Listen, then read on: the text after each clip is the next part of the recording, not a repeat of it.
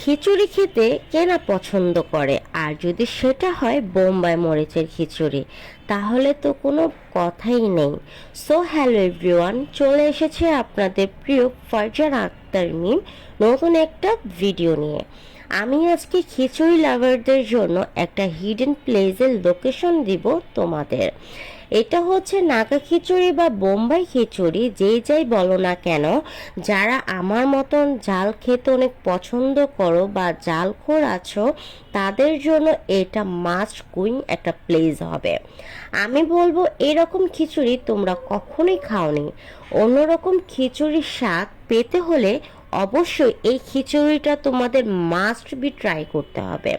আর ওনাদের প্রতিদিন 20 থেকে 22টার মতন এইরকম বড় কড়াইতে রান্না করে থাকে। আর হচ্ছে ওনারা সকাল 8টার থেকে এই খিচুড়ি রান্না করে আর রাত 3টা পর্যন্ত।